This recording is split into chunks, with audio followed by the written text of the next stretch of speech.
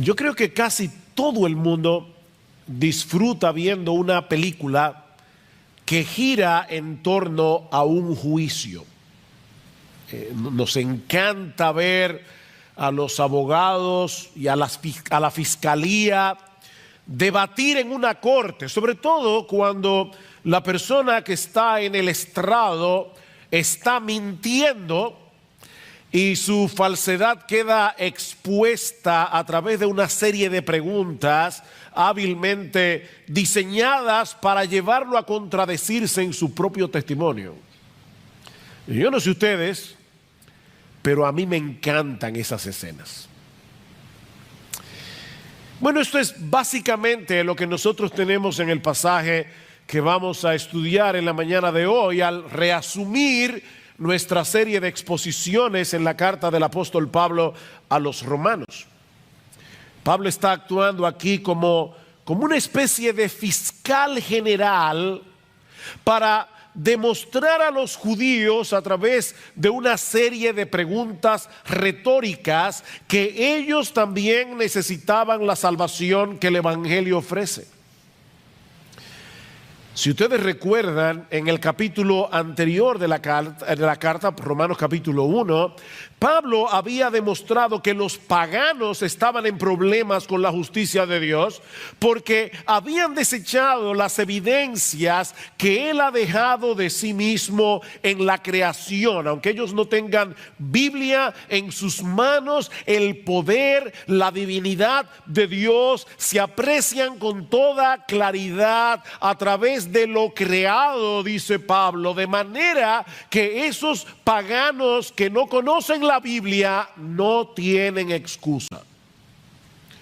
Pues aunque conocían a Dios, dice Pablo, no le honraron como a Dios ni le dieron gracias, sino que se hicieron vanos en su razonamiento y su necio corazón fue entenebrecido. En otras palabras, la incredulidad de los incrédulos no es otra cosa que deshonestidad intelectual. Ellos se hacen el tonto. Ellos quieren hacer creer que no saben lo que saben acerca de la existencia de Dios. Pablo dice que ellos resisten intencionalmente lo que Dios revela de sí mismo en la creación, y esa deshonestidad intelectual produce como consecuencia una vida depravada, dice Pablo. Al final del capítulo 1 de Romanos, Pablo da una lista de pecados horribles que vienen como consecuencia de esa deshonestidad intelectual, de haber resistido con injusticia la verdad. Cuando el hombre decide obviar las evidencias y echar a Dios a un lado, no solo se hace vano en su razonamiento, sino también depravado en su conducta. Ahora, ¿qué de los moralistas y religiosos? ¿Acaso no es cierto que aún en el mundo pagano antiguo había personas como Séneca, por ejemplo, que condenaban la inmoralidad, que exaltaban la virtud? Aristóteles escribió todo un libro acerca de ética, el filósofo griego. Platón hablaba de las verdades absolutas y de los valores absolutos. Exaltaban las buenas obras. Siempre ha habido gente así en el mundo. ¿Se van a condenar ellos también como el resto de los paganos? ¿O qué podemos decir de los judíos, el pueblo escogido por Dios en el Antiguo Testamento?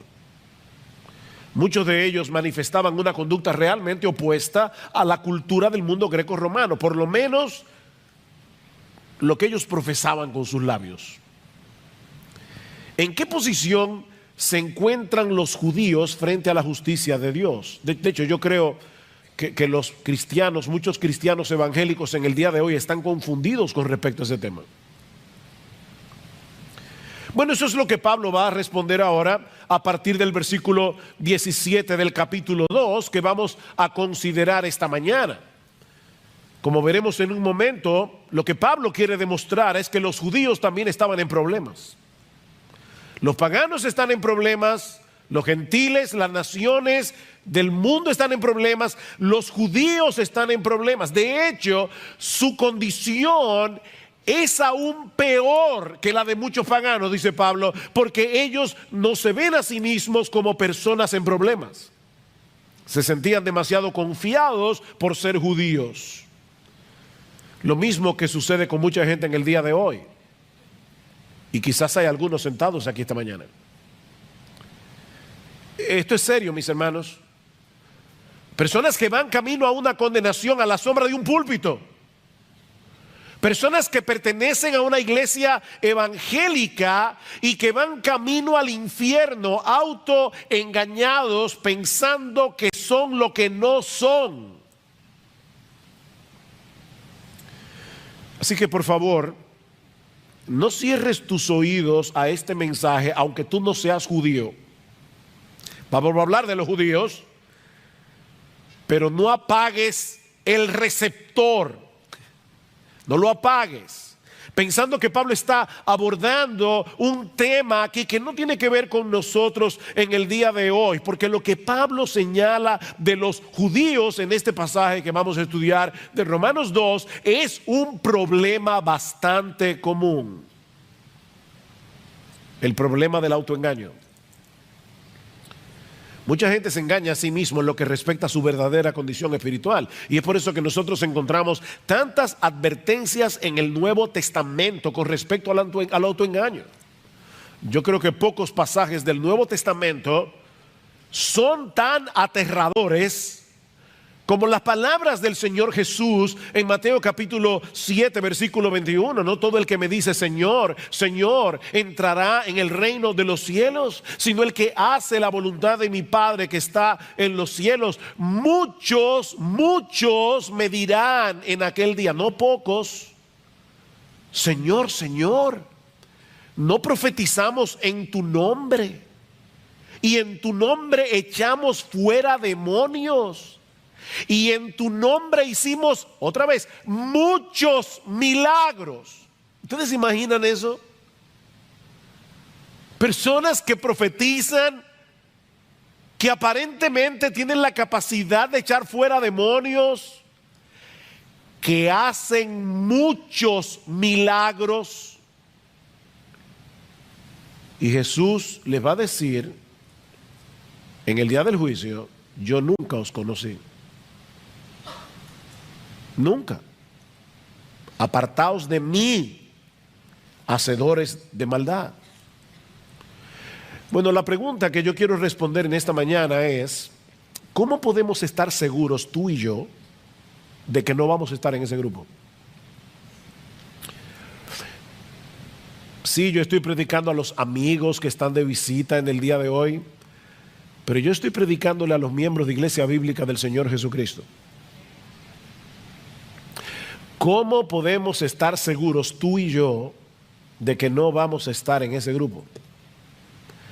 En ese grupo de personas que mueren con la convicción de que van a recibir un veredicto favorable en el tribunal de Dios para encontrarse con la triste realidad de que estaban engañados. Bueno, Pablo hace dos cosas en este pasaje para ayudarnos a responder esta pregunta tan importante. Primero, exponer la naturaleza del autoengaño y luego demoler el autoengaño. Exponer y demoler. Veamos en primer lugar cómo Pablo expone la naturaleza del autoengaño. Versículo 17. Pero si tú que llevas el nombre de judío y te apoyas en la ley, que te glorías en Dios y que conoces su voluntad, que apruebas las cosas que son esenciales, siendo instruido por la ley y te confías en que eres guía de los ciegos, luz de los que están en tinieblas, instructor de los necios, maestros de los faltos de madurez, que tienes en la ley la expresión misma del conocimiento y de la verdad. Wow. Qué descripción del judío. Y no olviden que Pablo era judío. Hoy día hay un sentimiento antisemita en el mundo. No, este pasaje no es antisemita, porque Pablo era semita. Pablo era judío. Y él está enumerando aquí varios de los privilegios que poseían los judíos por el hecho de ser judíos. Y saben que cada uno de ellos era real. Hay personas que creen disfrutar de privilegios que en realidad no les pertenecen, como los políticos, por ejemplo, que creen que ellos, por el hecho de estar en el gobierno, están por encima de la ley. Ellos creen que tienen ese privilegio y por eso hacen lo que hacen. Pero ese no es el caso aquí. Los judíos realmente disfrutaban de todos esos privilegios que ellos decían tener. A través de los siglos, los judíos han tenido que vivir con un estigma difícil, muy difícil. Han sido rechazados a través de toda la historia. Pero en los días de Pablo, la situación era muy diferente. Era un orgullo ser judío para el judío. De ahí el primer privilegio que Pablo señala en este pasaje, al referirse a este hombre imaginario con el que él está hablando, dice: pero tú que llevas el nombre de judío, y lo lleva como un honor, tú que llevas el nombre de judío. Ellos se gloriaban en el hecho de pertenecer a la nación escogida de Dios, de ser descendientes de Abraham, con el que Dios había hecho un pacto jurándole que Él sería su Dios y que ellos serían su pueblo. Tú llevas ese nombre con orgullo, dice Pablo, y te apoyas en la ley. Te apoyas en la ley, dice en el versículo 17. De todas las naciones de la tierra, solo a ellos Dios les había revelado la ley en el monte Sinaí, por medio de Moisés. Y Pablo va a decir al inicio del capítulo 3 de Romanos que esa era una de las ventajas que tenían los judíos. A ellos se les había confiado la palabra de Dios. A ellos tenían profetas. En tercer lugar, dice Pablo, y te glorías en Dios. Y eso no es malo en sí mismo. Todo lo contrario, el profeta Jeremías dice en uno de los pasajes más conocidos de su libro, Jeremías capítulo 9, versículo 23, que el sabio no debe gloriarse en su sabiduría, ni el valiente debe gloriarse en su valentía, ni el rico debe gloriarse en sus riquezas, mas el que se gloría, y yo creo que Pablo estaba pensando en ese texto cuando escribió Romanos, el que se gloría, gloríese de esto, de que me entiende y me conoce, pues yo soy el Señor, que hago misericordia, derecho y justicia en la tierra, porque en estas cosas me complazco, declara el Señor. Gloríese en el Señor. De hecho, Pablo va a decir esto más adelante en Romanos capítulo 10, Romanos capítulo 5, versículo 11. Pablo va a decir que los cristianos nos gloriamos en Dios. Así que no hay nada de malo en este gloriarse de los judíos. De hecho, no hay nada más sensato en la vida que gloriarse en Dios, en vez de gloriarse en uno mismo. En cuarto lugar, Pablo dice en el versículo 18, y conoces su voluntad. Conoces su voluntad. Y me llama la atención que el texto dice literalmente, conoces la voluntad, refiriéndose obviamente a la voluntad de Dios. El mundo está sumido en un mar de relativismo, pero tú conoces la voluntad del que creó el mundo. Eso es un gran privilegio que tú y yo tenemos también.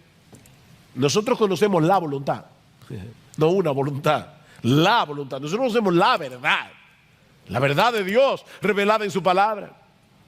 En quinto lugar, Pablo dice, y apruebas las cosas que son esenciales siendo instruidos por la ley, o como se puede traducir también, apruebas las mejores cosas.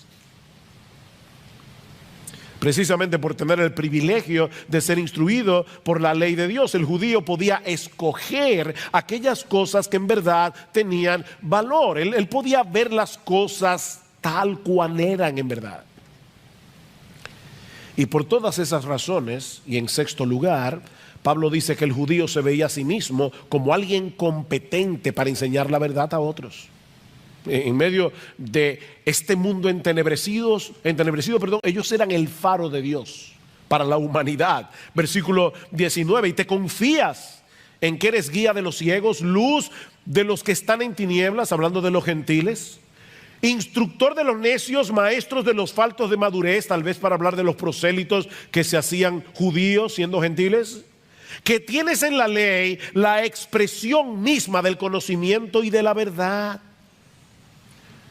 Los judíos tenían una gran ventaja sobre las naciones gentiles que no habían recibido la luz de la revelación divina. Ellos tenían muchos privilegios. ¿Cuál era entonces su problema? Que por el mero hecho de tener esos privilegios, ellos pensaban que estaban exentos del juicio y de la ira de Dios.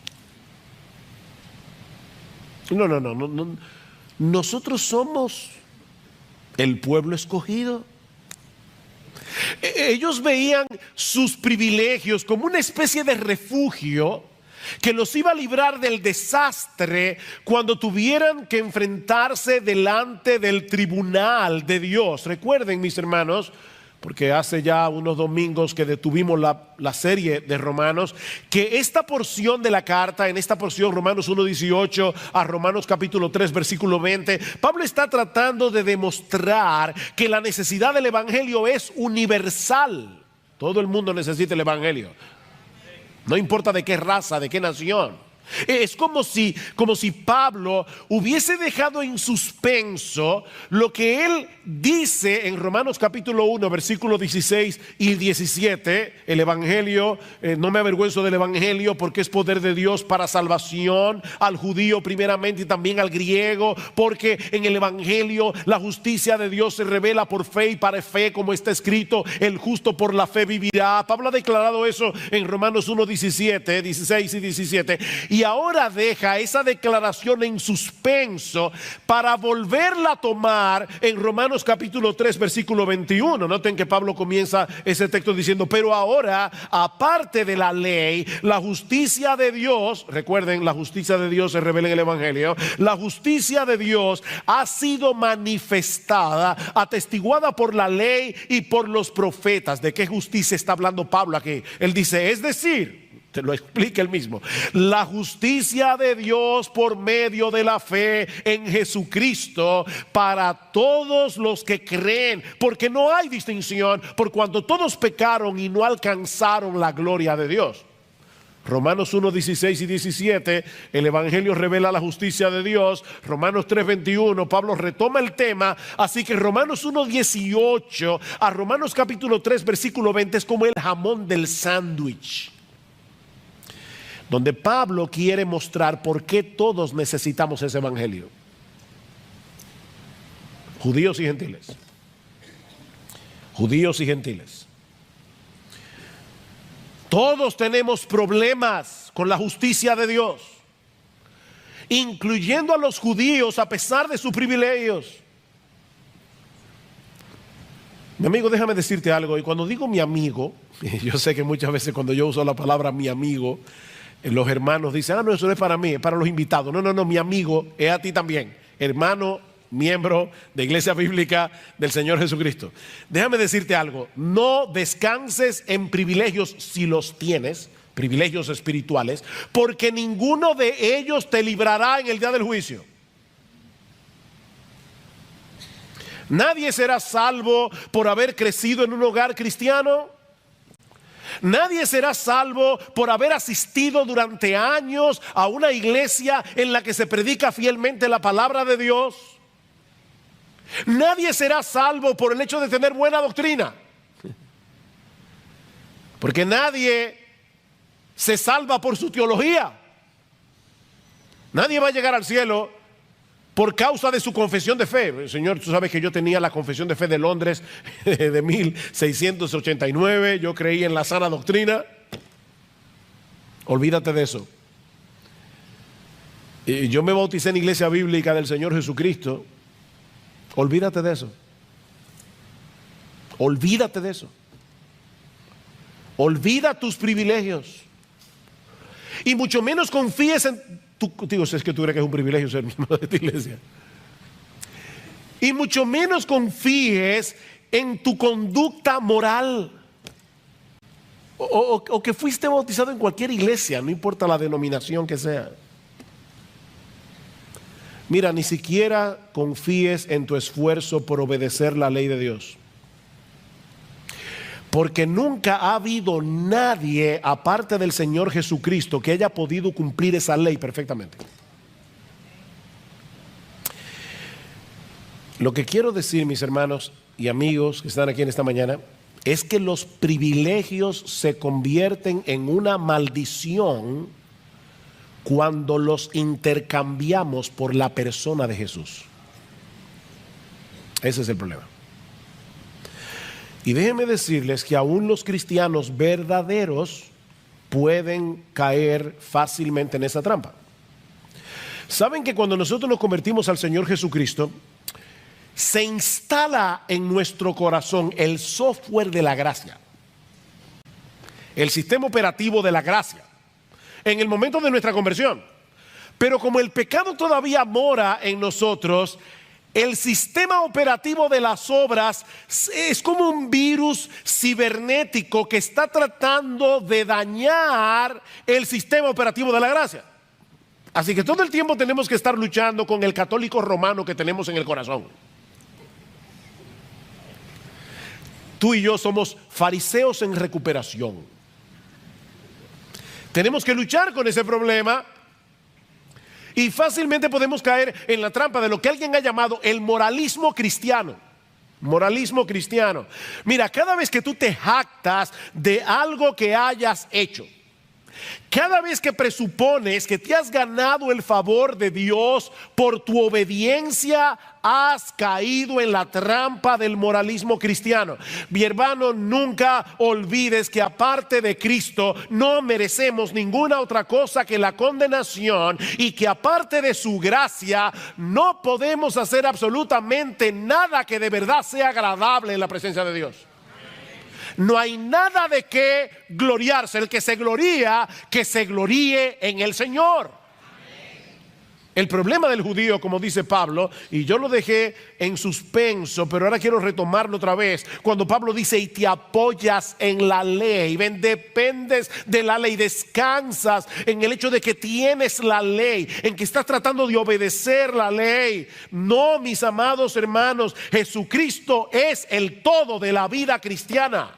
Él es el principio y el fin. Los privilegios son privilegios, las bendiciones son bendiciones, siempre que no sustituyan a Jesús. Porque ni los privilegios ni las bendiciones en sí mismas pueden salvar a nadie ni transformar a nadie. Solo Cristo puede hacer eso, y Él lo hace por medio de la fe. Es decir, cuando transferimos la confianza que todos nosotros tenemos en nosotros mismos, se la transferimos a Él. Y ahora confiamos en Él, no en nosotros mismos. Ya Pablo ha expuesto el autoengaño de los judíos y de todos los que se amparan en sus privilegios para rechazar el evangelio o para tener un poco el evangelio. Pero ahora Pablo va a tratar de demoler, de autodestruir ese autoengaño a través de preguntas retóricas. Ahora tenemos a Pablo el fiscal. El autoengaño demolido. Hace unos domingos atrás consideramos en dos mensajes los primeros 16 versículos del capítulo 2 que anteceden al pasaje que estamos estudiando hoy. Y una de las enseñanzas que nosotros extrajimos de ese pasaje es que, si bien es cierto que la salvación es por la fe y no por obras, recuerden, mis hermanos, que lo que será juzgado en el día del juicio son las obras que evidencian la realidad de la fe. ¿Recuerdan eso? Versículo 5, Pablo dice: mas por causa de tu terquedad, está hablando allí de los moralistas, y de tu corazón no arrepentido, estás acumulando ira para ti en el día de la ira y de la revelación del justo juicio de Dios, el cual pagará a cada uno conforme a sus obras. La salvación es por la fe, el juicio es por las obras. Déjeme aclarar eso por si acaso alguien se olvidó ya de lo que predicamos hace varios domingos. Por ejemplo, definitivamente nadie se va a salvar por obedecer los mandamientos. Eso lo sabemos todos. Pero todo aquel que ha sido salvado por Cristo, dice la misma carta a los romanos en Romanos 6, Romanos 7, Romanos 8, que todo aquel que es salvado por Cristo es capacitado por el Espíritu de Dios que ahora mora en nosotros para obedecer a Dios sinceramente, aunque nunca podamos hacerlo perfectamente. El que me ama, mi palabra guardará. ¿Recuerdan? Si me amáis, guardad mis mandamientos, dice el Señor en Juan capítulo 14. Esa obediencia movida por la gratitud, no por un deseo servil y temor de servil de que si yo no hago esto me va a partir un rayo. No. La obediencia movida por la gratitud, la obediencia movida por el deseo de que Dios sea glorificado en mi vida, es una evidencia de que somos salvos. Pero estos judíos de los que Pablo está hablando aquí y de todos los que son como ellos, se gloriaban en el hecho de tener la ley y de enseñársela a otros, pero al mismo tiempo ellos desobedecían esa ley de diversas maneras. Vean el versículo 21. Aquí comienza el fiscal, la fiscalía. Tú pues que enseñas a otro, ¿no te enseñas a ti mismo? ¡Pum! Primer misil. Miren, este es un pecado muy común. El decir a otros lo que deben hacer y con insistencia. Cuando nosotros mismos vivimos por estándares muy inferiores. Eso fue lo que el Señor Jesucristo señaló de los escribas y fariseos en su famoso discurso de Mateo 23. ¿Recuerda lo que les dice el Señor? En la cátedra de Moisés se sientan los escribas y los fariseos. Así que todo lo que os digan que guardéis, guardadlo y hacedlo. Ellos enseñan la sana doctrina. Son ortodoxos en su enseñanza. Mas no hagáis conforme a sus obras, porque dicen y no hacen. Porque atan cargas pesadas y difíciles de llevar y las ponen sobre los hombros de los hombres, pero ellos ni con un dedo quieren moverlas. ¿Ven el problema? En otras palabras, ellos enseñan la doctrina correcta, pero son unos hipócritas. Porque no ponen en práctica las mismas cosas que ellos le dicen a otros que deben hacer. Hoy es el Día de los Padres. Lo siento, padres, pero déjenme decirles algo. Yo creo que los padres somos muy vulnerables a caer en ese pecado cuando instruimos a nuestros hijos. De verdad, piensa en todo lo que tú le demandas a tus hijos. Que obedezcan a la primera voz. ¿No es así? No, que me obedezcas, que me hagas caso. Sobre todo, que me honres porque soy tu papá. Y muy bien, los hijos deben aprender a obedecer, los hijos deben aprender a honrar a sus padres. Ahora yo te pregunto, y es una pregunta que me hago yo mismo también, es un autoexamen para todos. ¿Tenemos nosotros los padres esa misma diligencia para obedecer y honrar a nuestro Padre Celestial? Es muy fácil decirle a los hijos, haz esto, haz aquello.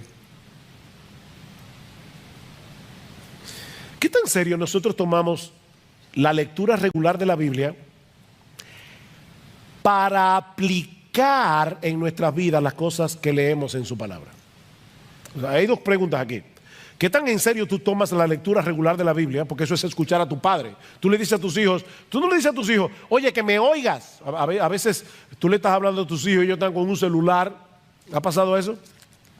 Y tú le dices, no, apaga el celular y escúchame. Yo a veces me imagino a Dios diciendo lo mismo. Que apague el celular ese y que me escuche. Y Él habla a través de su palabra. Entonces nosotros le decimos a nuestros hijos, escúchame. Y Dios te dice, sí, escúchame. que yo soy tu padre, escúchame. Y no me escuches simplemente para decir que hiciste el devocional. Escúchame para hacer lo que leíste. Escúchame. Dice Martin Lloyd-Jones, hablando de este problema, cuando lees tu Biblia día tras día, ¿te aplicas su verdad a ti mismo? ¿Qué pretendes cuando lees la Biblia? ¿Solo tener conocimiento de ella para después mostrar a los demás lo mucho que sabes y para tener argumentos para discutir? ¿O realmente quieres aplicar su verdad a ti mismo? Y ahora dice Martin Lloyd-Jones, mientras leas, háblate a ti mismo y dile a tu alma, esto es para mí. Permite que la escritura te examine. Si no lo haces, puede ser muy peligroso. Me llamó la atención esto último que dice Lloyd-Jones. En un sentido, mientras más conoces de la Biblia, más peligro corres si no te la aplicas a ti mismo. ¿Se dan cuenta que ese problema no era solo de los judíos? Antes de que intentemos aplicar la Biblia a otros, debemos comenzar con nosotros mismos. Pero estos judíos en su hipocresía se contentaban con tener la ley, enseñársela a los demás, aunque ellos mismos la desobedecían. Y Pablo da 3 ejemplos de esto. Versículo 21. Tú que predicas que no se debe robar, ¿robas? Usted ve, pastor, ahí sí yo me siento libre. Robar. Miren, hay que ser muy sinvergüenza para uno decir claramente que está a favor del robo. Todo el mundo pretende ser una persona honrada. Y yo creo que es una de las cosas que la gente más dice. Yo soy una persona honrada. Pero déjame decirte que hay muchas formas de robar. No declarar todos nuestros ingresos a la hora de pagar los impuestos es un robo. Es un robo al gobierno. Pastor, pero ellos son unos ladrones a veces y eso no es problema tuyo. La Biblia dice, pagad a todos lo que debéis. Al que honra, honra. Al que impuesto, impuesto. ¿Tú robas cuando tú te coges la hora del almuerzo y la extiendes más allá de lo que debes? Le estás robando a tu empleador porque él te está pagando para que tú hagas un trabajo. Y mucho menos si te pones a ver en Facebook cuando deberías estar trabajando. Tú estás robando. Cuando tú sobrevaloras el precio de una propiedad al momento de venderla, eso es robar. Cuando tú no ofrendas lo que tú deberías ofrendar de acuerdo a tus ingresos, ¿tú le estás robando a Dios? Hay muchas formas de robar. Y eso por solo citar algunos ejemplos. ¿De verdad tú eres tan honrado como creías? Versículo 22. ¿Tú qué dices que no se debe adulterar? ¿Adulteras? Uy, ahí sí metió el cuchillo hondo. Todos nosotros sabemos que la Biblia prohíbe las relaciones extramaritales. Y quizás hay muchos aquí que puedan decir, mira, yo siempre he sido fiel a mi esposa, a mi esposo. Pero una de las cosas que el Señor nos hace ver en el Sermón del Monte es que ese mandamiento también es violentado cuando nosotros miramos a una mujer que no es la nuestra con ojo de lascivia y de codicia. Mateo 5:28, cualquiera que mira a una mujer que no es la tuya, para codiciarla ya adulteró con ella en su corazón. Y en aquellos días no tenían que lidiar con la epidemia pornográfica con la que nosotros tenemos que bregar en el día de hoy. Casi cualquier persona tiene al alcance de su mano muchas maneras de cometer adulterio cibernético.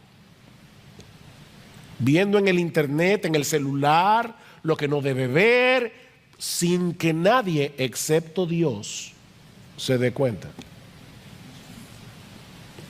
Y otra vez yo te pregunto, ¿tú sigues pensando de ti mismo que eres una persona tan intachable moralmente hablando y que no necesitas del evangelio?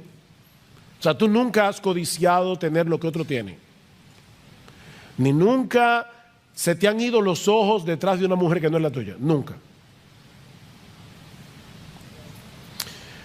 El tercer ejemplo que usa Pablo en el versículo 22 es un poco complicado, es más difícil de entender. Dice, ¿tú que abominas de los ídolos saqueas templos?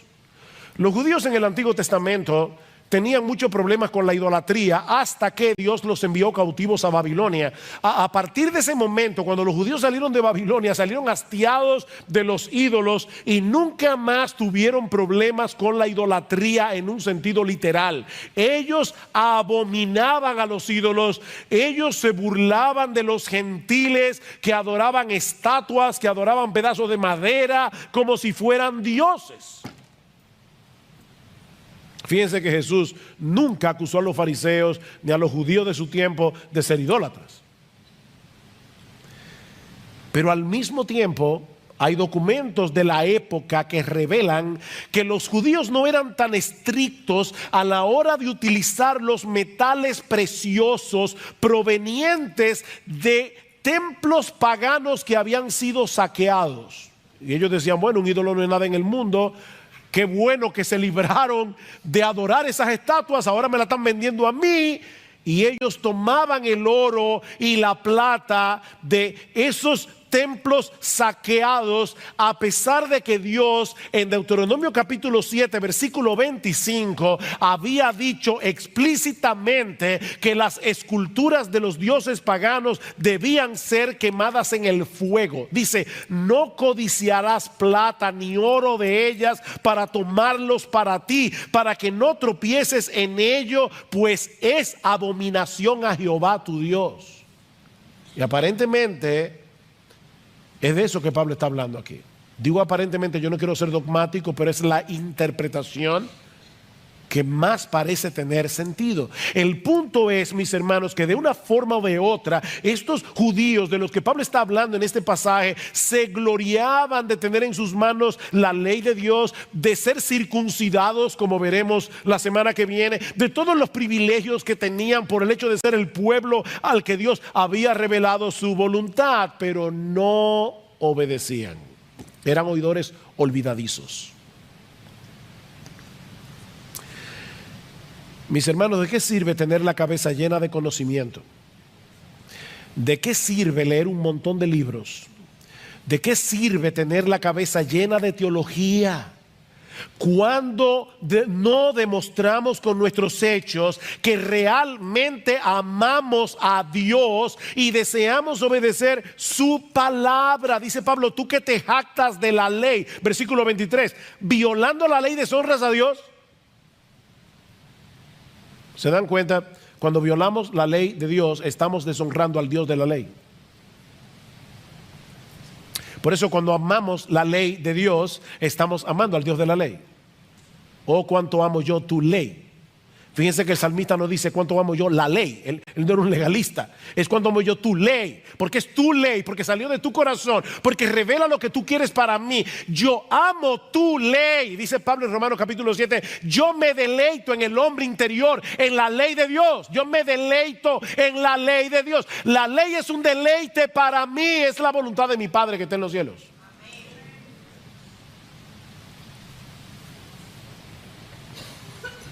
¿Y saben lo que ocurre cuando los que dicen ser el pueblo de Dios viven así? Que hacen que el mundo juzgue mal a Dios por su culpa. Dice el versículo 24, porque el nombre de Dios es blasfemado entre los gentiles por causa de vosotros, tal como está escrito. Pablo está mezclando aquí Isaías 52 capítulo 5 con Ezequiel capítulo 36 versículo 20 al 23, y está uniendo esos dos textos para mostrar probablemente que este patrón de hipocresía no era nuevo en el pueblo de Israel.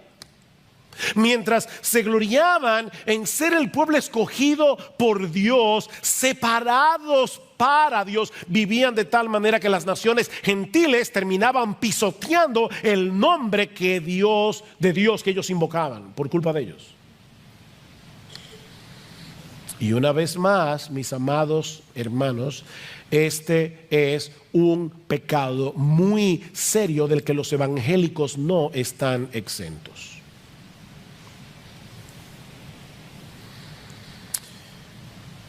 Otra vez dice Martin Lloyd-Jones, no podemos culpar al mundo incrédulo cuando juzga a Cristo y al cristianismo por lo que ven en los miembros de las iglesias. Después de todo, así como piensan los incrédulos, después de todo, ¿de qué sirve un Cristo que no transforma a nadie? Porque él dice ser cristiano y yo no veo su cristianismo en su conducta, en sus decisiones, en sus valores, cómo se visten. Déjame hacerte una pregunta. ¿Qué piensan acerca de Cristo las personas que te conocen íntimamente? Las personas que están a tu alrededor. Porque nosotros decimos que Él es un gran salvador, que nos ha salvado de nuestros pecados, nos ha rescatado. Ahora, ¿es eso evidente para ellos cuando te ven a ti o cuando me ven a mí? No porque vivamos una vida perfecta, sino porque vivimos una vida coherente. No es de perfección que estamos hablando aquí, es de coherencia.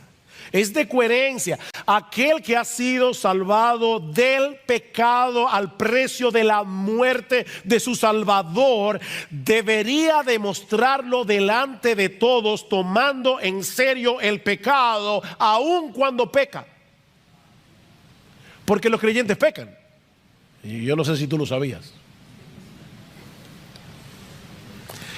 Pero el creyente toma el pecado en serio. Hasta cuando peca, el creyente debe ser reconocido porque es un hombre, es una mujer que vive una vida de arrepentimiento todo el tiempo. Y que sabe pedir perdón cuando se da cuenta de que su conducta pecaminosa ha afectado a alguien. Es una persona que se arrepiente delante de Dios y delante de los hombres. Toma el pecado en serio.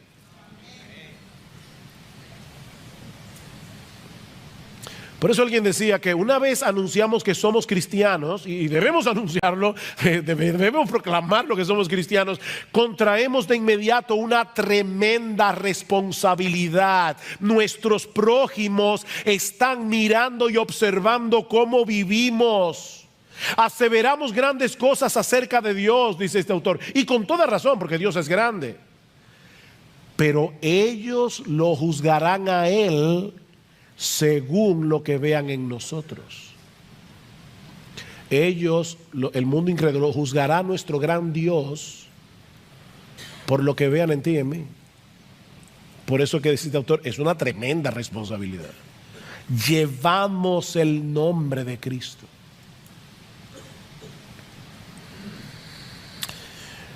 Ahora, yo me preguntaba cuando leí este pasaje esta semana y preparándome para predicar, decía, ¿y a dónde es que quiere llevarnos Pablo con este proceso de argumentación? Bueno, yo creo que una de las cosas a la que Pablo quiere llevarnos es a mostrarnos que los privilegios en sí mismos no nos servirán de nada cuando tengamos que presentarnos en el tribunal de Dios. De hecho, estrictamente hablando, esos privilegios que disfrutaban los judíos y que nosotros disfrutamos aún más, los colocaban en una condición más peligrosa que la de los gentiles, porque su conocimiento de la voluntad de Dios era muy superior. ¿Recuerdan las palabras de Jesús en Lucas capítulo 12, versículo 48? Él dice, a todo aquel a quien se haya dado mucho, mucho se le demandará. Y al que mucho se le haya confiado, más se le pedirá.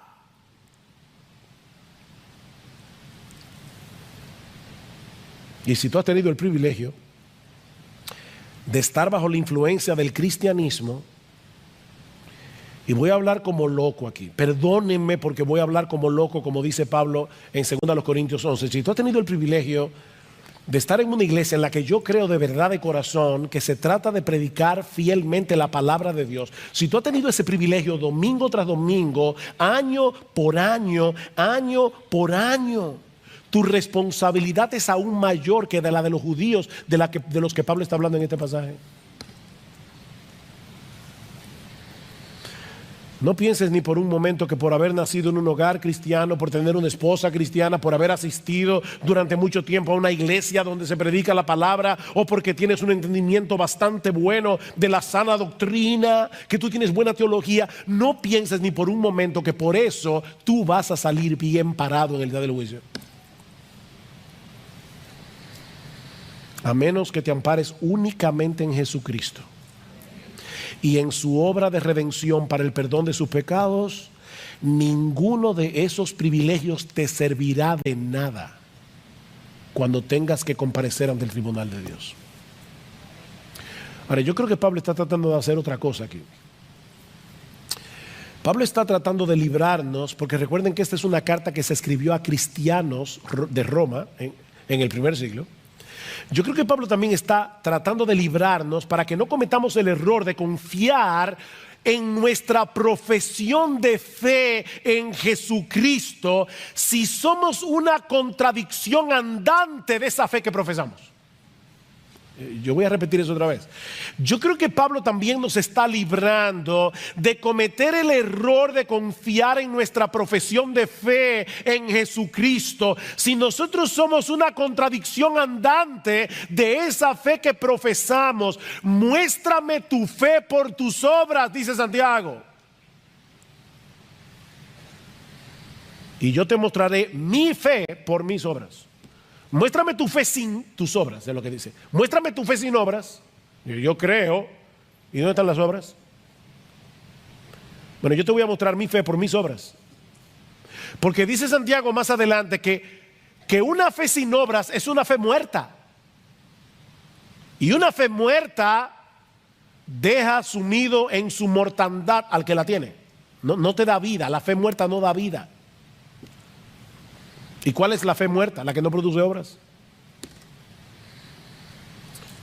Mira, la Biblia enseña claramente que somos justificados delante de Dios por medio de la fe sola. Y esa palabra es importante. Fue esa palabra lo que hizo la diferencia en el siglo XVII, en la Reforma XVI, en la Reforma Protestante. Somos justificados por medio de la fe sola. La Iglesia Católica Romana cree que somos justificados por la fe, pero no por la fe sola, sino por la fe más las obras, más los sacramentos. No, nosotros creemos que somos justificados por la fe sola fe. Pero esa fe por la que somos justificados nunca se encuentra sola. Siempre viene acompañada de los frutos que demuestran la genuinidad de esa fe. Y ahora yo te hago esta pregunta. A la luz de lo que hemos aprendido hoy de este pasaje, tú puedes estar completamente seguro de que el día de que la muerte toque tu puerta, tú partirás de inmediato a la presencia de Dios. Y si tu respuesta es que sí, ¿en qué basas tu confianza? Porque si no es únicamente en Cristo y en su obra de redención, es mi deber advertirte en esta mañana que estás descansando en una confianza falsa. Solo Cristo salva. Solo Cristo salva. Y Él salva únicamente a aquellos que vienen a Él en arrepentimiento y fe. Voy a terminar de predicar ahora. Y cuando lo haga, por favor, no te levantes de tu asiento de inmediato. Antes, nuestra iglesia ha perdido esa costumbre. Cuando se toca el piano, no es para decir salgan corriendo. Es para que tranquilo allí, en tu asiento, no te pares. El mundo no se va a acabar en 2 minutos. Quédate tranquilo. Quédate en tu asiento. Y medita en oración en lo que has escuchado hoy. Pídele al Señor en oración que te ayude a examinar tu corazón. Dice el salmista en el Salmo 139, examíname, oh Dios, y conoce mi corazón. Él conoce nuestro corazón, pero Él está pidiendo, ayúdame a conocer mi corazón, pruébame y conoce mis pensamientos y ve si hay en mí camino de perversidad. Eso es el salmista orando. Y guíame en el camino eterno. Oh, que el Señor bendiga su palabra hoy, dándonos la sensibilidad y la objetividad que necesitamos para escudriñar nuestro corazón. Pero no te quedes ahí, no te quedes ahí. Los puritanos decían: por cada mirada que le des a tu pecado, mira 10 veces a la cruz. Una mirada al pecado, 10 veces mira a Jesús. Oh, mira a Cristo. Mira a Cristo, transfiérele a Él la confianza que tienes en ti mismo o en tu religión o en lo que sea que no sea en Él. Y el Señor te concederá el perdón de todos tus pecados y el don de la vida eterna, únicamente por gracia, únicamente por Cristo, únicamente por medio de la fe. Que el Señor nos ayude.